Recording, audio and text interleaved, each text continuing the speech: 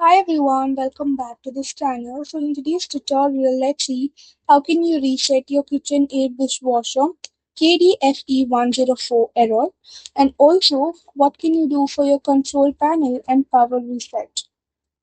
Step 1. Execute the button sequence code. Locate the high temp wash or fanny trims and heated dry buttons on your control interface. Press these two buttons sequentially 3 times in a row without stopping. High temp, then heated dry, again high temp, heated dry, high temp, and then heated dry. Ensure you press each button within 1 second of the previous one to register the system override. Step 2. Verify the diagnostic reset light flash. Look closely at the control panel light matrix immediately after completing the sequence. Wait for all LED indicator lights on the display panel to light up solid or flash simultaneously. This visual response confirms the dishwasher has successfully cleared its active memory cache and entered diagnostic mode. Step 3. Run and clear the calibration cycle. Press the physical start or resume button once while all the panel lights are illuminated. Close the dishwasher door firmly within 3 seconds to seal the latch connection.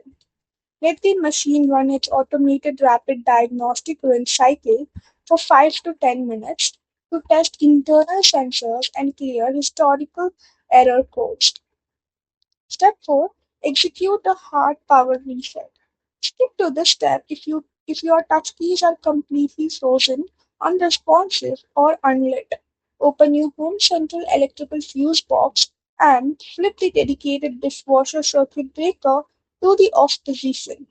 Alternatively, you can unplug the main power brick cord from the electrical socket hidden underneath your kitchen sink basin. Step 5. Drain residual board voltage.